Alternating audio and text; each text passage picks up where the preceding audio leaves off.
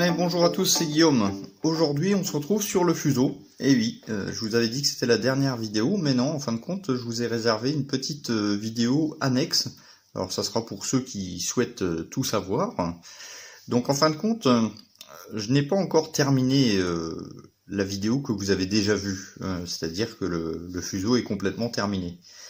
Mais je voulais vous partager quelque chose qui me semble intéressant à voir, surtout pour les gens qui vont faire ce kit, et puis peut-être pour d'autres personnes aussi, pour savoir un petit peu comment on fait quand on a un problème avec la base du kit. Alors aujourd'hui, je vais vous présenter le seul défaut qui est connu pour l'instant au niveau de l'ajustement, au niveau de ce kit, le Fujimi Fuso. Donc celui-ci, c'est la version 1938, mais il existe également la version 1941 et 1944 qui ont des supports d'avion là sur le derrière du navire, mais je pense que le problème est le même. Donc avant de vous montrer qu'est-ce que c'est, je vais vous dire déjà que j'ai regardé d'autres montages de ce navire, donc à travers soit des vidéos ou encore des photos, et je me suis aperçu qu'il y avait que ce problème-là n'est pas lié uniquement à mon kit, mais c'est vraiment lié à toute la série qui a été fabriquée par Fujimi. Et de ce que j'ai vu, donc j'en ai peut-être loupé, mais les montages que j'ai vus, eux, les monteurs n'ont pas rectifié le problème. C'est-à-dire qu'ils ont collé de base les pièces, comme noté dans la notice, et vous allez voir que finalement, si on a l'œil dessus, après ça choque en fin de compte. Si on veut avoir le modèle qui est bien fait, c'est quand même important de s'y intéresser. Allez, je vous parle maintenant quel est le défaut du kit. Donc je vais zoomer un petit peu. Donc quand je dis défaut du kit, c'est pas par exemple des petits trous à refaire. Ça, tous les kits ont ce genre de petits soucis, ou c'est qu'on a besoin de faire un réajustement. Ça prend 2 minutes et puis c'est réglé. Là, ce que je vais vous montrer, c'est vraiment un gros défaut entre guillemets par rapport à l'échelle. Voilà, visuellement c'est pas énorme, mais si on rapporte ça avec l'échelle, vous allez voir que ça a son importance. Donc le défaut se situe à ce niveau ici. Donc vous avez l'ensemble de la cheminée, donc avec les différents projecteurs. Donc vous voyez, là c'est pas encore terminé. Et vous avez une passerelle annexe que je touche ici avec la pince, qui vient sur le côté. Donc jusque là, pas de souci. Donc petite anecdote, par contre, j'ai vu des plans parce que je dispose de documentation, et en 1938, ces passerelles ne sont pas présentes. Ils sont présentes à partir de 1941. Donc dans l'idéal, il faudrait pas que je les mette, mais bon, ça fait quand même un gros trou, donc on va faire une petite abstraction. Ou alors ce sont mes plans qui sont faux, je ne sais pas encore. Donc voilà, donc au niveau de la passerelle, vous pouvez voir qu'elle est au même niveau que la cheminée, ça paraît logique, on est d'accord. Mais ce qui n'est pas logique, c'est que vous pouvez voir que là je suis bien en contact ici parce qu'il y a un petit téton avec un trou, mais là ce qui n'est pas logique, c'est le trou qui est en dessous. Vous voyez, ça fait quand même... Donc j'ai mesuré, ça fait à peu près 1 mm, donc c'est une échelle de 1/700, donc ça représente 70 cm dans la réalité. Donc vous imaginez qu'un marin qui marche sur le pont pourrait largement passer en dessous. Donc là c'est franchement pas entre guillemets réaliste entre guillemets. Donc si je retire la pièce, tac, vous pouvez voir ici on a un trou, là on n'a pas de trou. Et sur la pièce en question, hop là, alors je sais pas s'il va faire le focus. Voilà, sur la pièce en question, on retrouve bien le téton qui va aller donc sur le derrière, et un autre renfort ici, mais ici il n'y a pas de trou. Alors on pourrait se dire que si on coupe ici, et qu'on coupe là ça va rentrer parfaitement, et on n'aura plus le jour qui est au niveau du pont. Mais si on fait ça, il va y avoir un escalier, c'est-à-dire que la passerelle sera plus basse que la cheminée. Donc ça va faire, là encore, quelque chose qui n'est pas réaliste. Donc j'ai travaillé déjà sur un côté, et je vais vous montrer à quoi ça ressemble une fois l'opération terminée. Je vais vous expliquer comment on va faire, comment j'ai fait pour obtenir ce résultat. Alors avant de vous montrer ça, je tenais à signaler aux personnes qui vont monter ce kit, il faut vraiment que la cheminée soit bien posée à plat sur le pont. Donc là j'ai un pont en bois, mais même si vous n'avez pas le pont en bois, voilà, faites bien attention que la cheminée est bien positionnée de partout. Là encore, il y a du ponçage à faire, je vous montrerai juste après. Donc voilà ce que je voulais vous montrer, c'était... Alors la caméra est juste devant. Donc, hop, je mets le focus, je vous zoome, et donc voilà, après rectification, ce que ça va donner. Donc on n'a plus le trou, et on est au même niveau que sur la cheminée. Ok, donc ça je l'enlève. Hop. Donc ce que je vous parlais tout à l'heure, il va falloir, pour que la cheminée touche bien le pont, il va falloir élargir les trous. Ici, vous prenez un foret de 1 mm, et il faudra aussi également poncer là, donc bien entendu de l'autre côté, ici, ici. Et vous voyez, il y a le petit... hop, il y a le petit carré là. Alors, il a sûrement une fonction, hein, mais moi je l'appelle ce petit carré. Il faudra le poncer également pour que la cheminée rentre bien. Ça, c'est la première chose à faire. Il faut vraiment que la cheminée touche le sol pour que ensuite vous faites vos manipulations pour les plateformes. Ok, donc maintenant on passe à la réalisation. Alors pour combler ce trou qui est inférieur, on va devoir rajouter du plastique, comme vous en doutez, sur la partie inférieure. On pourrait utiliser de la carte plastique, mais en fin de compte, c'est pas grand chose. Alors sauf si vous en avez déjà, mais si vous n'en avez pas et que vous voulez acheter de la carte plastique spécialement pour ça, je vais vous dire que c'est peut-être pas nécessaire. Vous allez pouvoir trouver, et je suis sûr que vous en avez, des grappes d'un ancien kit que vous avez réalisé, et puis vous allez peut-être trouver des pièces que vous n'avez pas utilisées également. Donc moi, c'est la méthode que je vais utiliser ici. Donc ça, c'est une grappe du cuirassé Bismarck qui me restait. Et donc du coup, j'ai regardé un petit peu sur toutes mes grappes que j'avais, et j'ai trouvé cette pièce qui me semble pas mal. Donc je vais déjà découper les ergots de grappe. Voilà. Donc vous pouvez voir que bien entendu, la pièce de base n'est pas vraiment adaptée par rapport à mon kit. Donc je vais couper déjà ce qui m'embête. Voilà. On va couper les ergots de grappe. Donc là, jusque maintenant, ça c'est ce que vous allez faire quotidiennement. Donc ensuite, on va prendre notre pièce qui est ici. Et puis on va mesurer la taille qu'on va avoir besoin. Donc pour mesurer, soit on prend une règle, ou alors vous pouvez utiliser également un petit outil très simple, un petit compas.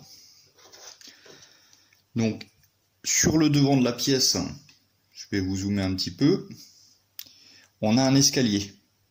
Et l'escalier, là encore, ne touche pas.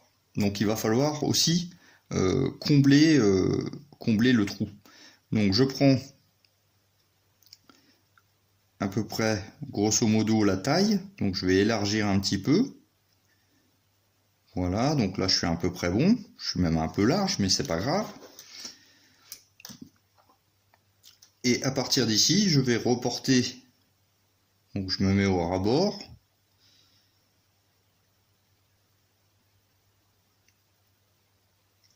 Je reporte la taille, tout simplement. Donc maintenant je coupe.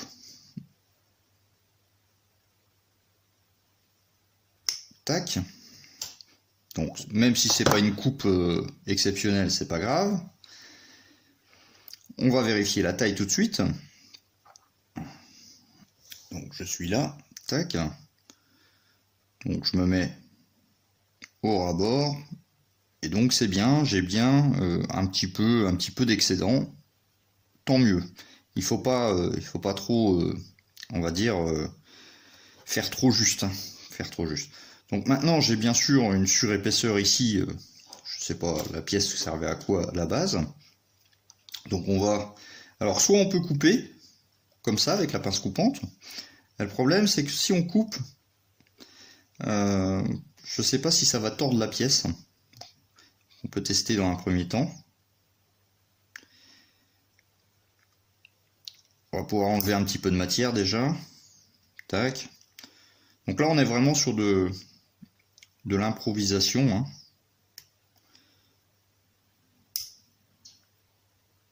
Non, c'est bon, on enlève la surépaisseur.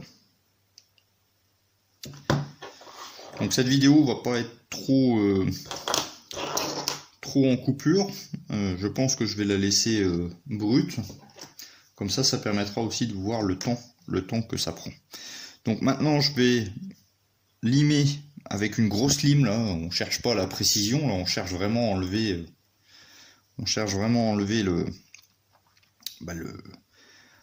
L'épaisseur, hein, l'épaisseur qu'il y a en trop. L'avantage d'une grosse lime, c'est qu'on va arriver vraiment facilement à enlever le surplus, quoi. Alors bien sûr, ça, si vous trouvez une pièce qui a pas cette surépaisseur, vous n'avez pas besoin de le faire. Hein. Mais bon, ça vous donne, même les gens qui n'ont pas le kit, bah, ça vous donnera peut-être une idée, entre guillemets, si vous avez ce genre de soucis. Donc ça prend un peu de temps.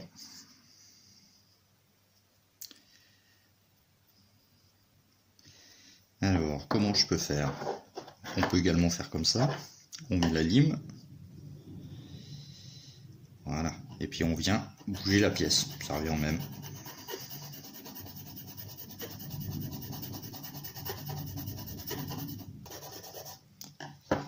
Ok, donc, hop. Donc ma pièce maintenant n'a plus de relief. Donc ça, on est bon. Alors, un petit coup de nettoyage. Alors maintenant, ma pièce est prête, prête. Elle est à la bonne taille déjà. Voilà. Donc on peut s'apercevoir ici qu'on a un téton à ce niveau-là. Et donc forcément, si je vous zoome d'un peu plus près, vous pouvez voir que l'épaisseur ici et là est différente, étant donné qu'il y a le téton qui est là. Donc là encore, on va utiliser notre lime et on va limer pour enlever de la matière juste au bout. Donc c'est pour ça que je le mets dans ce sens-là.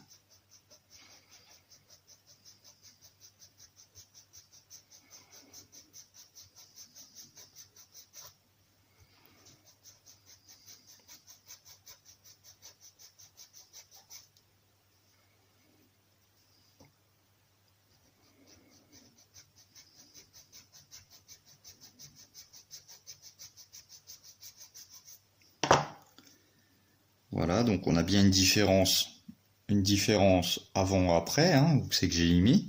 Et puis on va faire un test à blanc. Oh, je mets de la poussière partout. On va faire un test à blanc pour voir si on a réussi à réduire l'épaisseur à ce niveau-là.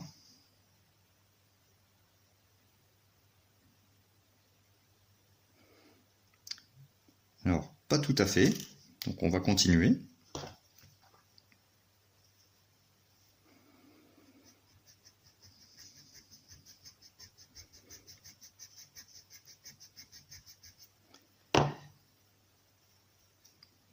Vous voyez là, ça commence à se voir. Donc par contre, on peut voir qu'à force d'appuyer, on part un petit peu en oblique. Donc on refait un test sur la pièce originale. Et là on est bon. Donc c'est-à-dire que là le pion ne m'embête plus du tout. Donc là on est bon. Alors bien entendu, la largeur est vraiment trop grosse ce coup-ci, hein. Donc on va couper la pièce plastique. Donc pour couper une pièce plastique de ce type-là, on va pas pouvoir la mettre ici et puis couper. La pièce va glisser. Donc je vais utiliser de la bande cache. Donc là c'est une bande cache à pas cher, hein, une bande cache pour faire les murs, faire les peintures de murs. C'est pas la peine de prendre de la bande cache spéciale maquette. Je vais plier d'un côté. Est-ce que je suis bon? Ouais. Donc je plie des deux côtés.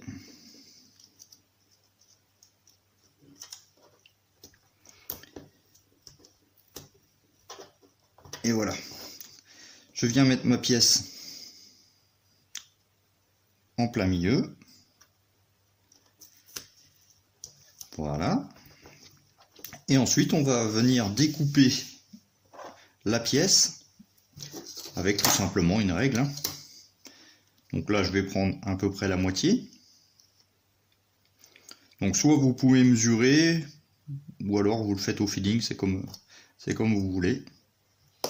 Et donc là, vous voyez, ma pièce ne bouge absolument pas.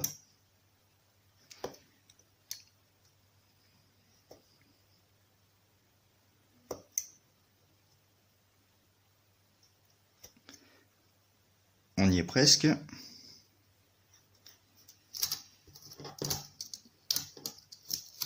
Hop là.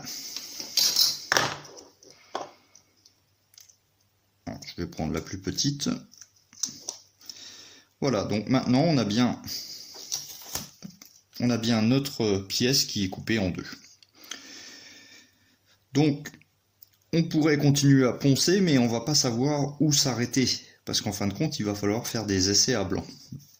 Donc ce qu'on va faire, c'est tout de suite, on va venir coller notre rajout à la pièce originale. Donc au niveau de l'escalier, comme je vous ai montré, là je n'ai pas d'escalier je peux pas refaire un escalier, surtout à cette échelle là. Donc deux solutions: soit vous limez l'escalier et vous disposez d'escaliers en photodécoupe spécialement pour les bateaux, et dans ces cas là pas de problème. Sinon on peut faire une petite astuce que j'ai utilisée sur l'autre côté. Vu l'échelle ça se voit pas beaucoup, c'est qu'on va amener notre pièce plastique au bout, et donc ça fera comme une continuité de l'escalier, quoi. Je vous rappelle que c'est au 700, donc ça, par rapport à mes doigts, c'est quand même relativement petit. Donc on va prendre de la colle, et puis on va coller la pièce, et on va coller abondamment, c'est-à-dire que là il nous faut un collage qui est fort. Donc dans un premier temps, je vais déjà coller au niveau de l'escalier. Je veux que ma pièce soit parfaitement collée au bout.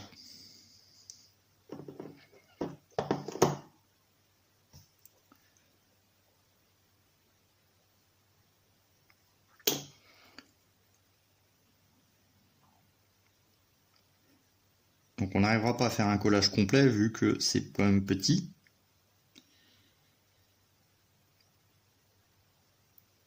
On va vérifier de l'autre côté si on n'est pas trop en surépaisseur. Alors je m'excuse, hein, des fois le focus a un peu de mal. Là ça me semble pas mal.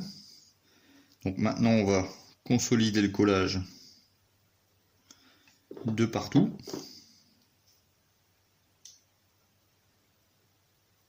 Hop là.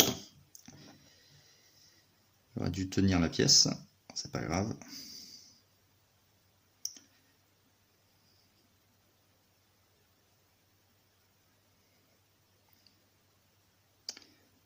Voilà, donc maintenant je vais attendre bien sûr que le collage se fait très fort, c'est-à-dire que le point de colle est vraiment fort pour faire la suite.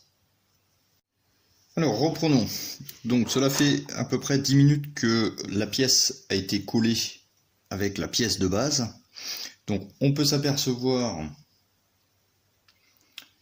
voilà, on peut s'apercevoir qu'elle est plus grande, c'est normal. Je vous avais dit qu'on va laisser un petit jour en plus.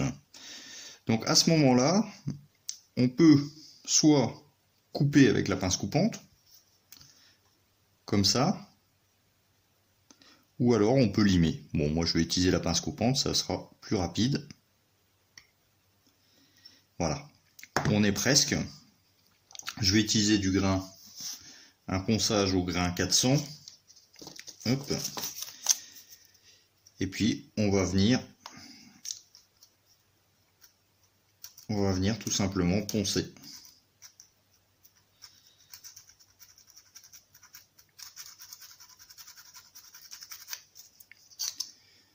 Voilà, maintenant on a la même longueur. Hop là. On a à peu près la même longueur.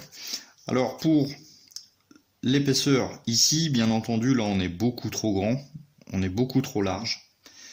Donc ce qu'on va faire, c'est se baser sur le support hein, qui est juste là. Vous voyez le petit pion. On peut se baser au niveau de la hauteur. Donc vous voyez, j'ai à peu près 2 mm. Donc là encore, je vais utiliser ma grosse lime pour enlever beaucoup de matière. Et puis c'est parti.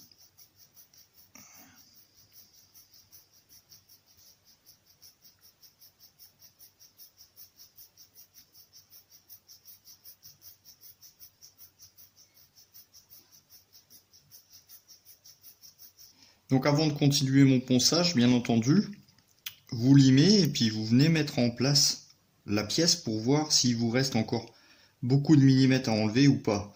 Donc là je m'aperçois que j'y suis presque, il manque vraiment pas grand chose. Voilà, donc après une dizaine de minutes de ponçage et puis de vérification, donc c'est-à-dire qu'on ponce, on vient mettre la pièce, etc., jusqu'à temps à obtenir le niveau qui est bon ici et en bas. Donc maintenant c'est fait, mais bon, vous pouvez vous apercevoir que la finition laisse à désirer. Donc c'est ce qu'on va voir de suite. Donc là encore, hein, c'est pas sorcier en fait. Ce que je vous montre là, c'est vraiment pas c'est pas sorcier. C'est juste de la logique entre guillemets, et puis un petit peu de comment dire, de façon de faire, voilà. Mais après ça peut vous servir pour autre chose. Disons que si vous avez un souci sur un kit, bah, vous n'abandonnez pas de suite, hein. Vous pouvez essayer de faire des choses. Donc là en fait j'ai une toute petite différence, hop là, j'ai une toute petite différence de hauteur hein, que vous pouvez voir.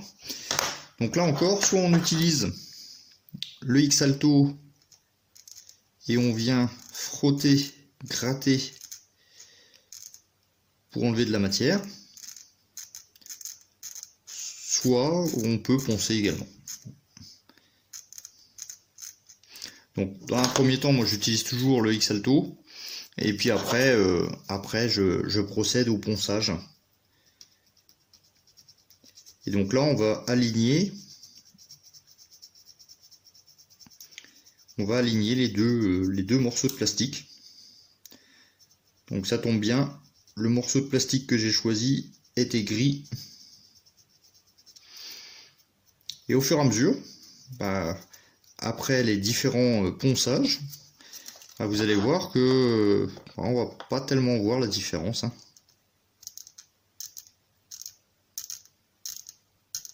Donc là ici il y a un creux, donc c'est pour ça que j'insiste.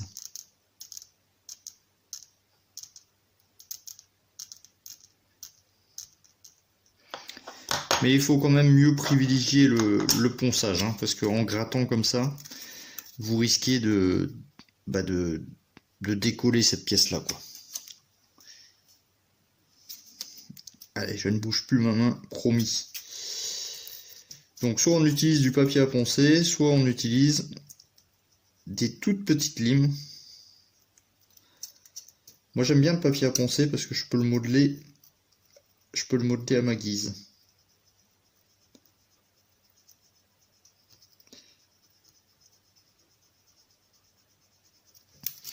Et donc au fur et à mesure, je vais me rapprocher.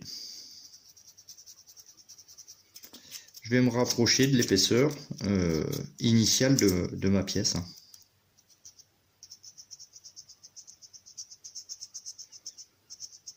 Donc c'est vrai que ça prend du temps par contre.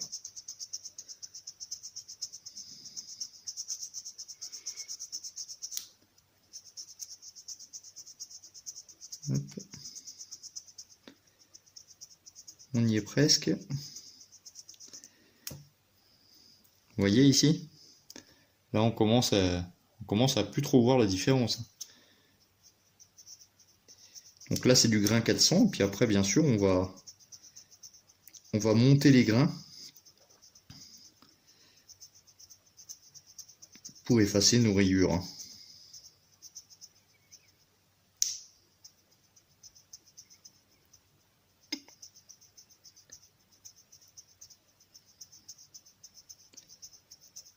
Hop.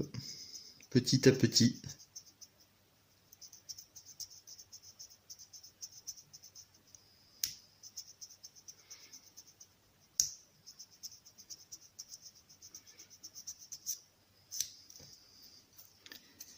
Et voilà le travail. Donc là, grain 400, ensuite grain 600, ensuite grain 1000. Et je vais vous montrer le résultat. Et donc voici la fin de cette vidéo. Donc c'était une vidéo assez courte en fin de compte. Mais c'était pour vous dire qu'en fin de compte, si vous avez des soucis d'ajustement, vous aurez la possibilité de rectifier si c'est pas vraiment tout à changer. Donc vous voyez qu'après mes ponçages, 600, 800, 1000 et 2000, on distingue plus de trop, surtout au toucher, on ne distingue plus le rajout. Alors on pourrait, je pourrais continuer ici, refaire une ridelle sur le derrière, faire un tout petit bout sur le même principe pour compléter l'escalier, mais en fin de compte c'est quand même relativement caché, donc surtout à ce niveau-là. L'escalier c'est pareil. Alors vous allez voir que là je vais mettre en place.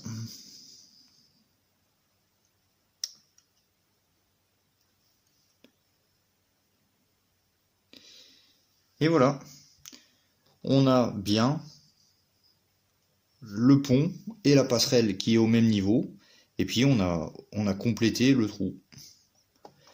Voilà. Donc bien sûr, après collage, ça sera mieux que ça, mais c'était simplement pour vous montrer. Voilà, écoutez, j'espère que cette petite vidéo vous aura plu, à savoir comment rectifier un défaut du kit en partant d'un morceau de grappe pour arriver à une rectification du kit. Je vous remercie d'être passé par là, je vous dis à bientôt pour de prochaines vidéos. Sur ce, ciao, bye bye.